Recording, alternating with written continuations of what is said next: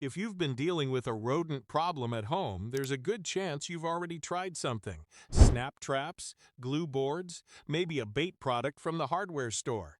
And there's also a good chance the problem came back or never fully went away. That outcome is more common than most people expect, and it has a specific reason behind it. Rodents reproduce faster than most trapping programs can keep up with. A female house mouse can produce a new litter every 3 to 4 weeks, with 5 to 8 pups per litter, and those pups can start breeding themselves in as little as 6 weeks. So catching 10 or 20 mice isn't necessarily progress if there are breeding females and juveniles still active in the walls. The numbers replace themselves quickly. What actually solves a rodent problem and keeps it solved is a multi-method approach that addresses the root causes alongside the active population. In this video, we're going to walk through exactly that, including a DIY bait option that's safe for pets and livestock when used correctly. Before getting into what works, it's worth understanding why the standard approach often doesn't. Snap traps and glue boards are useful tools, but they have real limitations when used alone.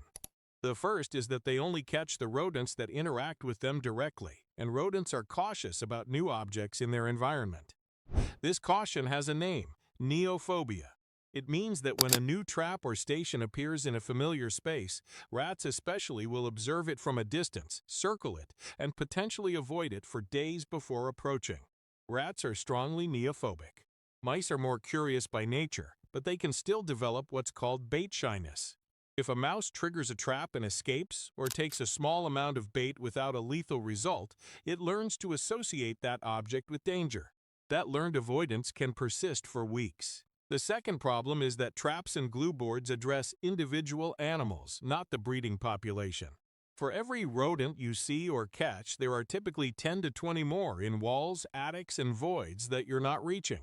Catching the visible, easy-to-catch individuals while the wary adults continue reproducing is part of why infestations seem to keep recovering. And glue boards specifically have an additional problem: they don't kill quickly. Animals can remain stuck for hours or days, which increases the risk of exposure to droppings and pathogens like hantavirus. The CDC discourages glue boards as a primary control method for this reason. The underlying issue with all of these tools is that they work on the surface without addressing what's sustaining the population in the first place, which brings us to where you actually need to start. Step 1. Sanitation and habitat modification.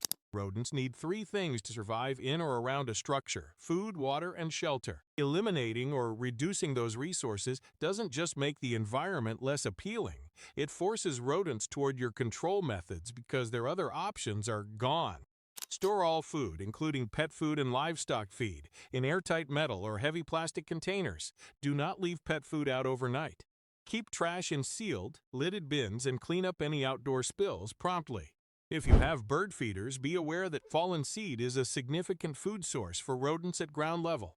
Outdoors, reduce harborage by clearing debris piles, elevating wood piles off the ground, and trimming vegetation at least 2 to 3 feet back from any structure. Rodents use dense ground cover and clutter as both shelter and travel corridors. Eliminating that cover removes their sense of safety. Fix any leaks or drainage issues, since standing water is also a resource. None of this is glamorous, but without it, you're managing an actively replenishing population. Sanitation reduces the carrying capacity, the number of rodents the environment can support, and that makes every other method significantly more effective. Step 2. Exclusion means physically sealing the entry points rodents use to get into a structure. It is the most important long-term method and the one most often skipped. Mice can squeeze through a gap as small as a 1/4 inch, roughly the diameter of a pencil. Rats can get through a 1/2 inch gap. Those are small openings, and they occur frequently around pipe penetrations, utility entries, vent gaps, door frames, and foundation cracks. For sealing, copper wool or galvanized hardware cloth with a 1/4 inch mesh are the most durable options. Steel wool works but rusts over time. These materials should be used in combination with caulk or foam for a complete seal. Foam alone is not sufficient because rodents can chew through it. Metal flashing and concrete are appropriate for larger gaps around foundations. Install door sweeps any exterior doors with gaps at the bottom and check that weather stripping is intact. Roof rats are strong climbers, so also consider trimming tree branches that overhang or touch the roof line. Thorough exclusion, combined with sanitation, breaks the cycle of reinfestation. Without ceiling entries, any rodents you eliminate will be replaced by new ones from outside. Step 3. Mechanical trapping. Once sanitation and exclusion are in place, mechanical trapping is the primary elimination method and the most reliably pet-safe approach when used correctly. Snap traps, such as Victor, Snappy, or Tomcat models, are highly effective when placed correctly and in sufficient numbers. The key principle here is thigmotaxis. Rodents instinctively travel along walls and edges rather than crossing open floor space. They navigate using their whiskers as tactile guides along vertical surfaces, and they avoid open areas where they'd be exposed to predators. This means trap placement matters enormously. Traps placed in the middle of a room will be largely ignored. Traps placed flush against a wall with the trigger end toward the wall so a rodent running the edge encounters it directly will get results. Position them in corners, along baseboards, behind appliances, under sinks, and anywhere you've found droppings or grease marks, the dark, oily rub marks left by fur along heavily used runways. Use multiple traps. For a mouse infestation, place them every 6 to 10 feet along active runways. A single trap in one corner of a basement will not move a meaningful population. To address neophobia, pre-bait your traps before setting them. Place the baited traps in position for 2 to 5 days without setting the mechanism. This lets rodents get comfortable feeding from them and establishes a routine before the trap is activated. When you do set them, use a small, pea-sized amount of bait to ensure the rodent has to make full contact with the trigger. Peanut butter, bacon, or a piece of nut are all effective. Electronic traps such as the Victor electronic or rat zapper are a good option where pets are present. Their enclosed design makes them more difficult for animals to access, and they deliver a fast, high-voltage kill. A light indicator signals when a catch has occurred, so you're not guessing whether they've worked. Self-resetting traps like the Goodnature A24 are worth considering for ongoing outdoor control. They use CO2 to deliver a quick kill and reset automatically, handling up to 24 rodents per CO2 canister with minimal maintenance. Always check and reset traps daily. Wear gloves when handling carcasses and dispose of dead rodents promptly. Step 4. Bait stations. Situations where trapping alone isn't enough. Severe infestations, hard-to-reach areas, or when you want to run a parallel approach, bait stations add another layer of control. The critical rule with any bait, toxic or not, is that it must be placed inside a tamper-resistant station. These are lockable, enclosed boxes with entry holes sized for rodents. They keep pets, children, and non-target animals from accessing the bait inside. Models like the Protecta Evo Express from Bell Labs are commonly used by professionals and are also available to homeowners. The station locks with a key and has interior rods to hold bait blocks in place. The DIY option: baking soda and cornbread mix for households with pets or livestock where any chemical exposure is a concern. A baking soda and cornbread mix is a practical, non-toxic option. The mechanism is straightforward. Rodents cannot burp or vomit effectively, so when they ingest baking soda and it reacts with stomach acid, the resulting CO2 gas builds up internally with no way to escape. The ratio matters, and it's where most people go wrong. The correct mix is 2 parts baking soda to 1 part Jiffy cornbread mix, not the equal 1-to-1 ratio that's common in online recipes. At a 1-to-1 ratio, the cornbread dominates and rodents can fill up on the attractive carrier without consuming enough baking soda to reach a lethal dose. The 2-to-1 ratio keeps the concentration high enough to work. Mix them thoroughly in a bowl. For mice, which tend to prefer sweeter foods, add a small amount of honey or syrup. For rats, which are more drawn to fatty and savory flavors, mix in a small amount of bacon grease, peanut butter, or beef tallow. Place a generous amount, several tablespoons, inside a locked bait station. Position the stations along walls and runways in the same locations you'd place traps, against baseboards, in corners, behind appliances, in attics, crawl spaces, and along foundations.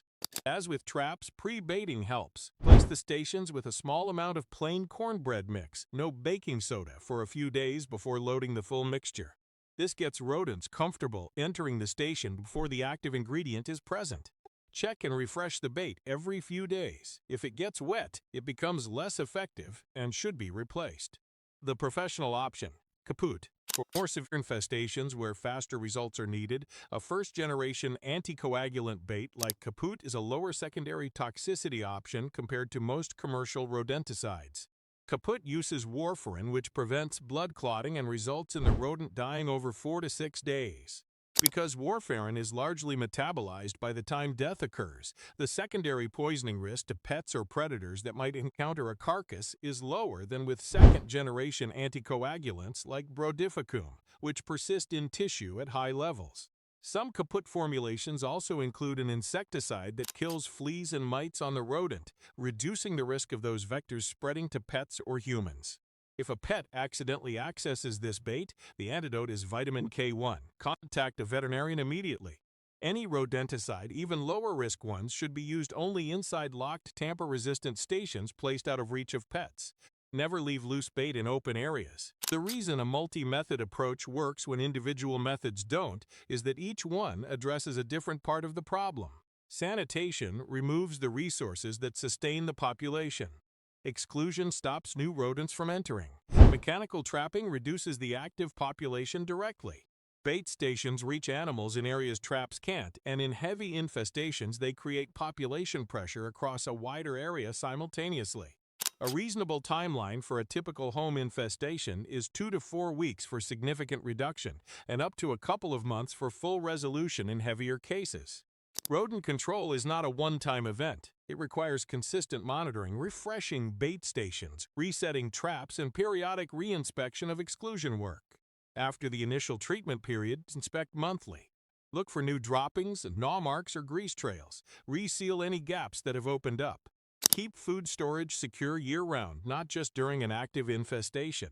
For large-scale, persistent, or structurally complex problems, rodents inside walls, commercial properties, or farm situations with significant livestock, consulting a professional pest control service that uses IPM principles will typically produce faster and more complete results than DIY methods alone. To summarize, effective, lasting rodent control comes from addressing food sources, sealing entry points, using properly placed mechanical traps with pre-baiting, and deploying tamper-resistant bait stations where needed, whether with a non-toxic DIY mix or a low-risk professional bait. Any single method used alone will likely produce incomplete results. Used together consistently and with patience, this approach is the one that actually works. If you found this useful, subscribe for more practical research-based content on home pest management. We'll see you in the next video.